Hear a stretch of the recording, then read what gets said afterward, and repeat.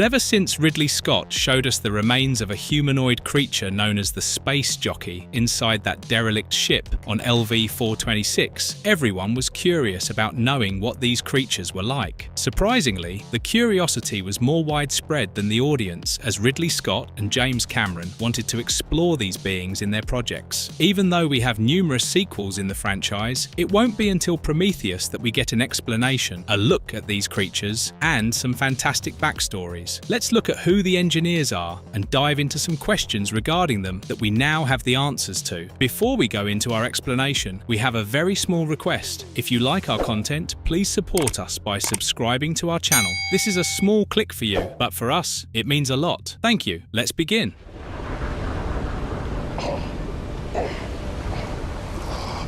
Who are the engineers? What do they look like? Engineers are a much more ancient species than humans, and even though their origin is unknown, they have a hand in the origin of humans. Since this species was older than humanity, they managed to be a lot more advanced and had some unique skills when it came to genetic engineering. They sailed across the universe and worked on terraforming primordial celestial bodies and planting the seeds of the foundation of biological life on these planets. So that does make them gods for all these species for whom they had a hand in the creation. We know the first of these engineers, the Space Jockey, who we witnessed in 1979's Alien, but many other names have come up later. The engineers are also known as pilots, Ossians, and Malakak. Yeah, these names will take time to get used to, so we will stick to the name engineers, which both define their work and give us a fair name to work with them. The Aliens universe is filled with unique characters, and each one of these designs is a pure marvel to look at. H.R. Giger and Ridley Scott came together to work on the designs of these characters, and it is impressive to see how the designs came through and added a realistic uniqueness to the world of Aliens. Even the remains of the Space Jockey in the giant spaceship discovered by the Nostromo crew on LV-426 were designed by Giger. Now, Prometheus would give us a look at them with some skin on those bones, and to be honest, they are the most hauntingly beautiful creatures ever. The pale skin, high nose bridge, giant-like height, and other features make them appear absolutely beautiful, like something Michelangelo would have created if he had come across them. But what becomes scary about them simultaneously is the utterly black eye, which removes every emotion from their face, making them blank humanoids. And it doesn't come off as surprising when they go ruthless and attack the humans. Like most humans, their height can vary. Although some have been as tall as 4.5 meters, the average height is around 2.7 meters. Even their biological build, including muscles and tissues, seems to be much in line with humans based on what we have seen. What is surprising is their strength, as one of the last engineers we see in Prometheus managed to rip off David's head and throw away some of Prometheus's explorers with the flick of his hand. Even attacks made by the plasma guns didn't seem to affect them, but then they do appear wearing suits that look like something David Cronenberg would have designed. However, this suit has a design that could be understood to be an advanced version of a spacesuit with an elephant-like extension on the mouth that appears to be a breathing apparatus. Even though they appear to be advanced or physically endowed compared to humans, their behavior sometimes seems very much human. In Alien Covenant, when David conducts his massacre on their home planet, the engineers can be seen to be much different from the ones we have seen in Prometheus and the other movies. They surround the ship in amazement as though some gods have arrived, and David proceeds with the most ruthless attack ever. Or maybe we are wrong, and maybe their space selection program only allows for specific characteristics like giant size and strength to be an essential criterion.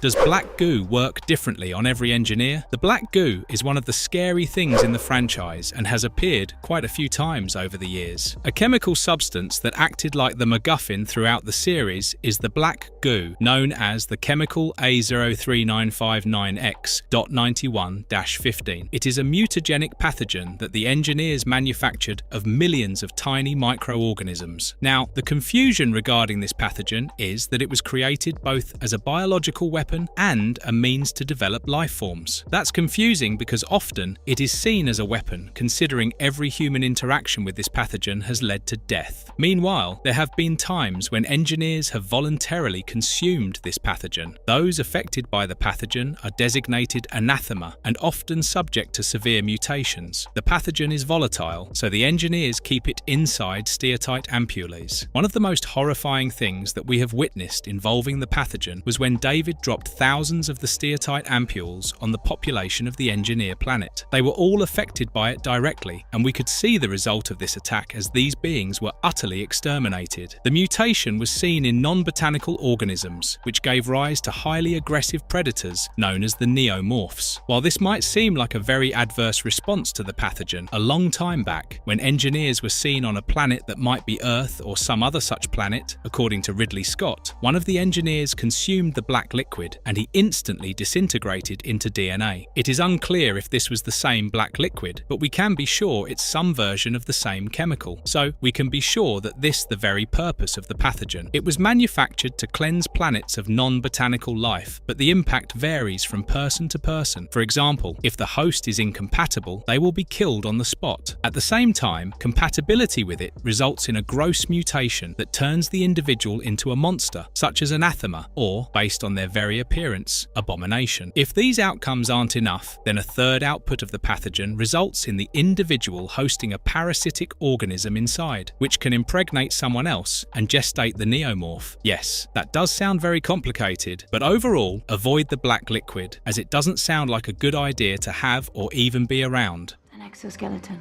No, I think it's a helmet. Do engineers have the same DNA as humans? Even though franchises often focus on superficial aspects, Ridley Scott managed to keep the key concepts and plot elements in Prometheus very grounded. But sometimes, it was wild how much Scott managed to keep things accurate and connect essential plot points. When Elizabeth Shaw manages to bring the head of an engineer back to her lab inside the Prometheus, we see that it spontaneously wakes and explodes. But the scariest thing was the fact that when she ran a DNA test on the head's genetic material, it turned out that there was a DNA match with human beings. Based on the appearances and the designs of these beings, there's a possibility that this might be true. The closest living species next to humans is the chimpanzee, and they share about 96% of our DNA. So, if chimpanzees are in this proximity, there's a clear chance that humans share a lot more similarities in DNA with hulking beings with ripped bodies and ashen skin. However, the idea of a DNA match has many elements that should be kept in focus. Even two unrelated humans have a 99.9% DNA match, which could be what the computer was trying to denote when performing the check on the engineer's DNA. Now, even if the computer had denoted this 0.1% error, we would have understood that the engineers are human with a minor difference. Now, if you are wondering why all of them look entirely ripped, meanwhile, there is an aspect of healthy and unhealthy amongst most humans. It could primarily be because of the genes in our body that have not been turned on, and the engineers have had these genes turned on. They could be the much evolved version of humans, and yes, that means soon we will also unlock those aspects of our genes and become naturally ripped with muscles and abs. Another thing to remember that Ridley Scott left out without an explanation is that engineers might have created humans. The opening sequence of Prometheus suggests that when the sacrificial engineer consumed the black liquid, he completely disintegrated. As the disintegrated bits floated in the water, they slowly started recombining again, thus giving life. So that might explain how the Xenomorph and the engineers were somehow a combined effort when it comes to life on Earth. Are they more powerful than predators? While it sounds exciting to bring together predators and engineers, it has been done in both live action and other formats. The first time this idea was hinted at that the predators might have encountered the engineers was when one of the engineer skulls was spotted inside Wolf's ship as he was heading to Earth to hunt down the Predalien in the 2007 film Aliens vs Predators: Requiem. Now, the only problem here is that this was way before we saw a live engineer in the Prometheus, so we can assume that the thing hanging in what seems to be the Wolf Predator's ship was just the mask of an engineer. But it does confirm that they did come across each other at some point, and it is somewhat clear that it didn't bode well for the engineer. Next, we witnessed a fight between the two in the Fire and Stone storyline, where the Predator Ahab had been looking to hunt down an engineer. Now, Ahab was no ordinary predator, and even his name was inspired by the Moby Dick character, who was obsessed with hunting down the giant white whale. When Ahab finally got his chance to come across one of them in LV-223, it wasn't an easy battle for him. The engineer was much stronger and broke Ahab's arms and legs, and each time he went for an attack, it hardly impacted the engineer. So, finally, he had to resort to the self-destruct mechanism that proved to be enough to kill the engineer, as he managed to acquire the skull and the spinal column of the engineer, as it had somehow managed to survive the explosion. Following this fight, there will be many more fights between the engineers and the predators, and even though there have been times when the challenge turned out to be equal, the predators won most of these fights. So, even though the engineers are more powerful and have a lot more strength than the predators hunting capability allows them to fight them off.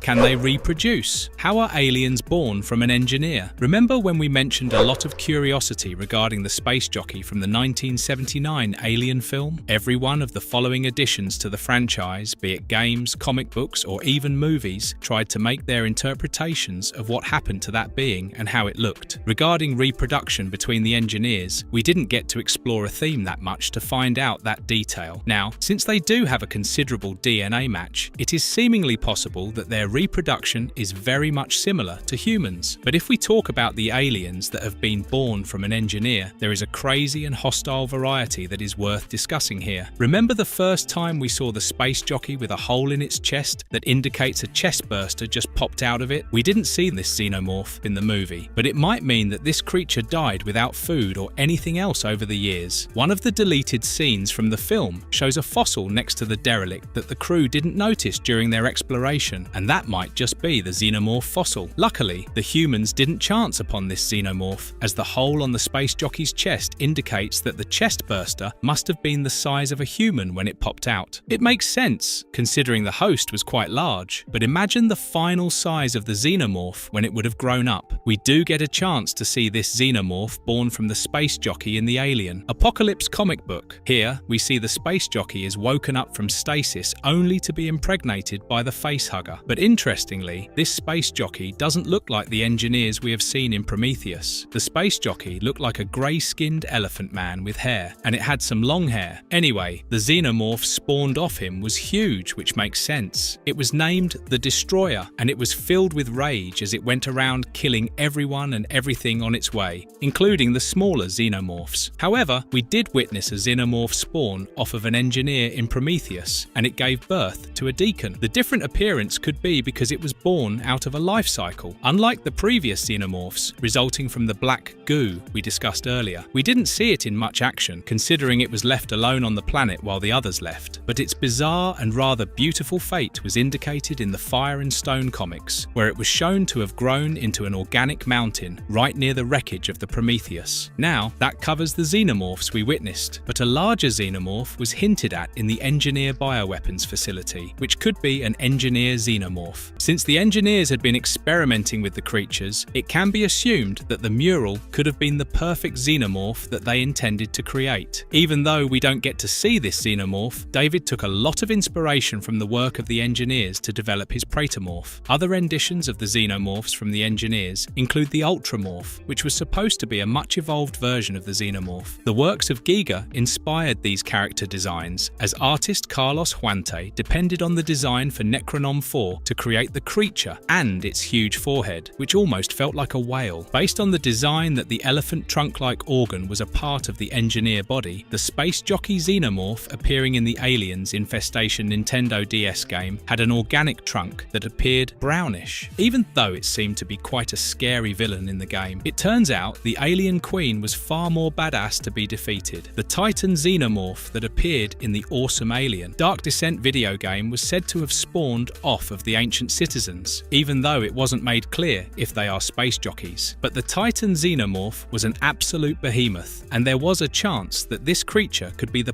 perfect entry into the monsterverse. So it becomes evident that the Xenomorphs spawned off of the Engineers can be scary and vary from absolute monsters to something our dear friend Ripley could deal with.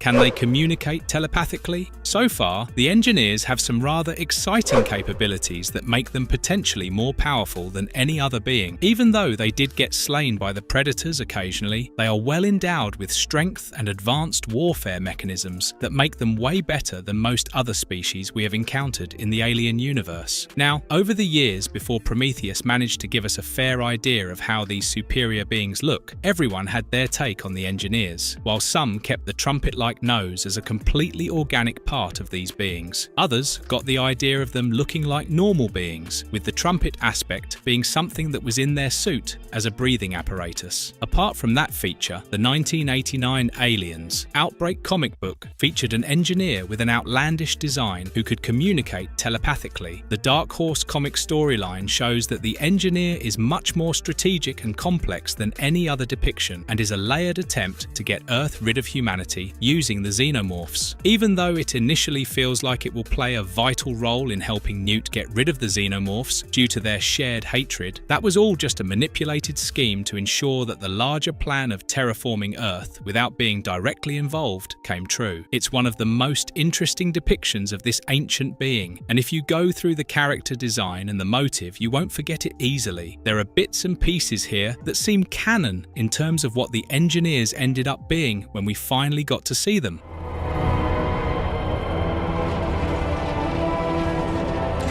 Advanced technology of Engineers. As mentioned, the Engineers are sufficiently technologically advanced regarding weapons or other aspects. Their suits have this organic feel that makes it feel like they have mastered the kind of spacesuits that they want for their space missions without making it feel like something extra from their being. Also, there is a particular aesthetic to their things themselves that makes you feel like significant attention is kept. If one focuses on the designs of the Xenomorphs and the derelict we saw in the 1979 film, they almost appear similar, which could allow us to wonder if the Engineers genetically engineered the Xenomorphs, thus keeping them aesthetically identical to the design of their ship. The ship had many Xenomorph embryos in electrical stasis, later becoming essential to the narrative. This ship was mainly designed to keep or work on the Xenomorph genetics to work on their terraforming plans. Besides having a vast ship, other aspects looked like possible elements that made the Engineers way more advanced than humans. They had holographic technology, the ability to terraform the atmosphere, bioengineering, and even the ability sometimes to accelerate human evolution. Yeah, these beings are sufficiently technologically advanced. After all, they seem to be playing gods at times.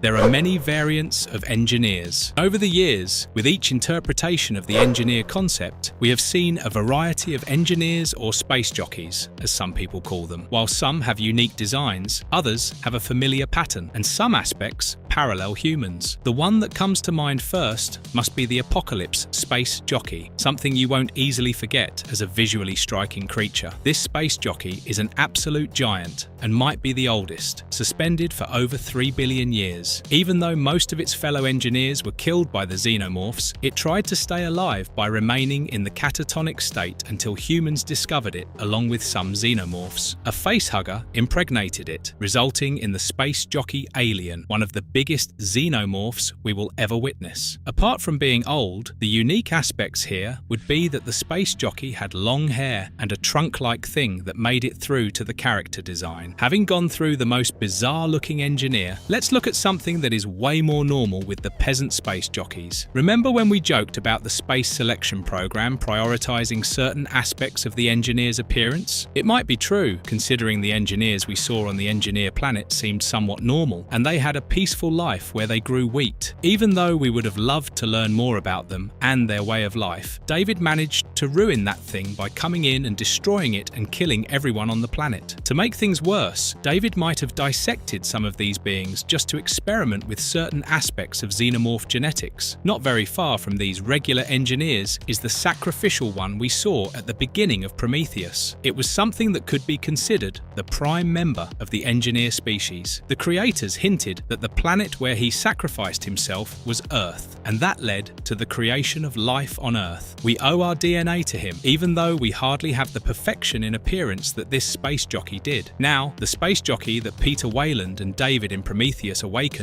wasn't much different from the sacrificial one, apart from the fact that its purpose was quite opposite to what the other one had. It intended to go to Earth and end life there, but the USCSS Prometheus crashed into its ship, and in the end, it managed to get attacked by a Fachugger, finally giving birth to the Deacon. But staying in the same lane, the one that remains an essential source of all our engineering concepts and ideas was the seed Ridley Scott planted the first time we witnessed an engineer through the remains of the space jockey in the 1979 film. It became a cultural aspect that would become a source for a lot of comic books and game lore and inspire creators to go on wild creativity, giving us amazing stories that would become an essential part of the future of the engineer lore. There was the space jockey from the Aliens Outbreak storyline who could telepathically manipulate events towards their own selfish goals. These engineers felt they had more in common with humans in terms of trying to play gods and going for the idea of mass destruction for their selfish purposes. However, the idea that they weren't only superior but also could manipulate humans and events by not being directly involved sets them apart regarding general warfare methods. Even the emissary engineer could communicate telepathically, but it was much more peaceful than the humans, and the androids attacked it. Finally, when it managed to kill some of these androids in fights, the decimation of the ship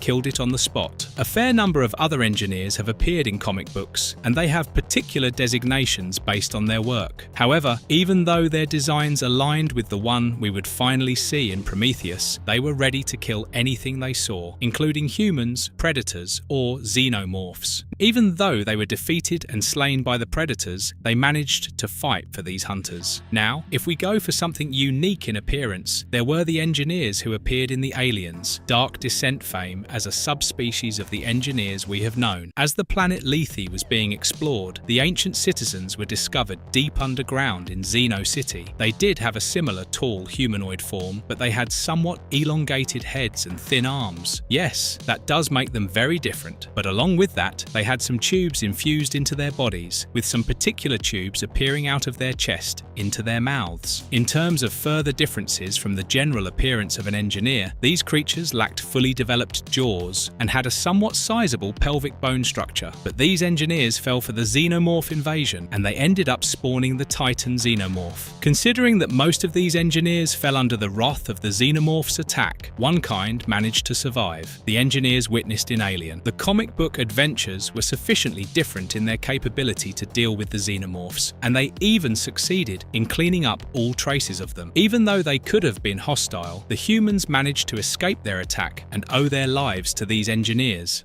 What are the gender roles and social hierarchies within engineer society? We didn't get a chance to examine the engineers' lifestyles properly, and they were killed before we could have done so, but we did interpret some things from their behaviour. In Prometheus, Elizabeth Shaw stated that the female engineers must have taken the primary leadership roles while the others took on the duties of soldiers, artisans and whatnot. Even though it would be hard to differentiate them from their male counterparts, they wouldn't be less dangerous than them either. This behaviour could also be observed in the Xenomorphs, as the Queen does most of the heavy lifting by creating the hives and leading the other Xenomorphs. Maybe the engineers designed this aspect by keeping them in sync with their gender norms. Another aspect of their social hierarchy that could have been a part of it is the idea of specific engineers taking on the more militant roles. In contrast, others stayed back and performed peasant or civilian duties. This feature is entirely based on the appearance of the engineers in the movies, as the ones on the space missions look somewhat different than the ones on the planet. It does seem like the militant ones are held high, considering that when the Juggernaut arrived on Planet 4, the civilians gathered to greet it.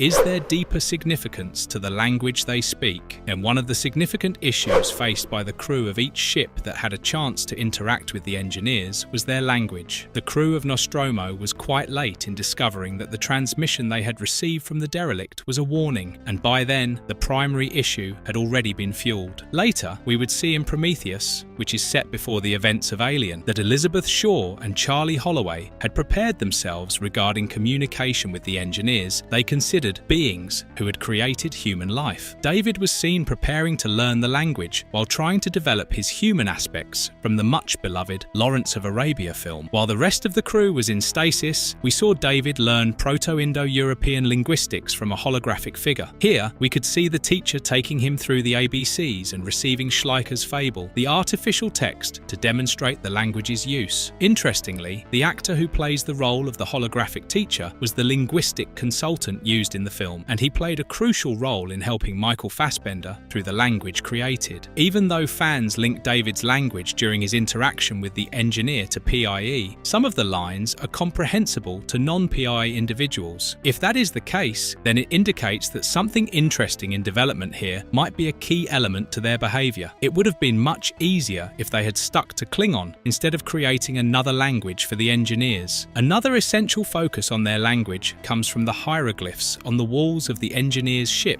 which are very much like human cuneiform, the earlier writing on Earth from Mesopotamian times. It is wild how Ridley Scott didn't let this become a significant part of the engineer lore and kept many fascinating details to keep us wondering about it later. How does music play a role in engineer society and technology? Well, the culture has an advanced form of music for the engineers, in terms of language, which we just discussed, and other things like music and clothing. Now, we do see music explored, considering they have a flute-like instrument that serves as a key and acts somewhat as a remote to operate some technological instruments. Even though we only hear music, there's a possibility that to these advanced beings, music appears in other forms like colours, shapes, or even words. So the next time you listen to something, you better focus on how much the listening could be elevated. Can we even taste music? Food for thought. We call them engineers. Engineers? Reason behind the name. Over the years, many names have been associated with these beings, but Prometheus, the movie that finally dived into exploring their story, introduced the name Engineers. Dr. Elizabeth Shaw and Charlie Holloway used the name Engineer because they referred to them as the beings who might have engineered the human race. Fans of Aliens might continue to reference them as Space Jockey based on the first being we saw in the original Ridley Scott masterpiece, but there have been developments in the name too. While engineers might sound very generic, the term Mundus Giver Navi was associated with them, which means universal pilot. However, that doesn't make much sense or difference from Space Jockey. Also, there's no genus from which to draw the title. After Elizabeth Shaw disappeared, her notes would give us another name that is more appropriate and keeps with the engineering of the human race aspect of these beings, Homo Genitor. It stands for the creator of man.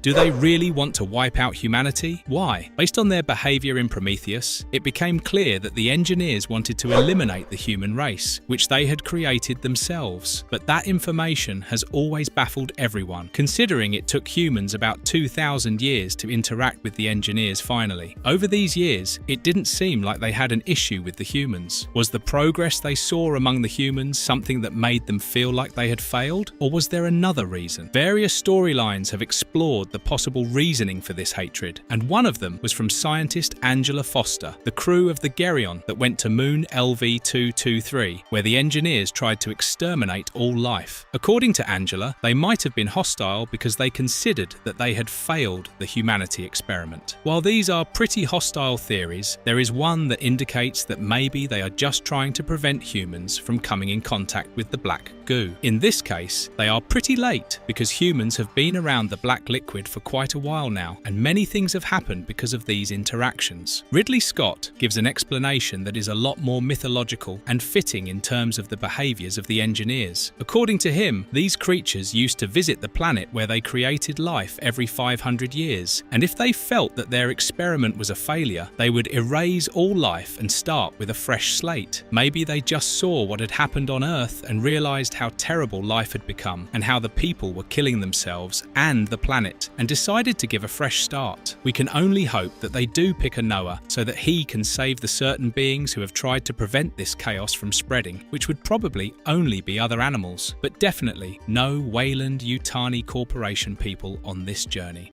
How long do engineers live? Many things need to be explored before we assign a number to the maximum age of these beings. Even though they appear to be 150 years old at the most, the age of the civilization has changed considerably throughout the narrative. Ever since the idea was dropped that they had been a part of engineering human life on Earth, it became clear that they probably arrived at some point around 3.7 billion years ago, and ever since then they have been hanging around once a while to check things out. But then that would mean they were pretty advanced from then on, because they could travel to planets and create life. Now, that would mean that their civilization is probably billions of years old, and that just makes it a lot more crazy and something to be wondering about. We should set up targets for things we would want to be prepared with until we reach the age of the engineers' civilization, when they engineered the human race on Earth. But look at us, still trying to work out the hoverboards from Back to the Future predictions.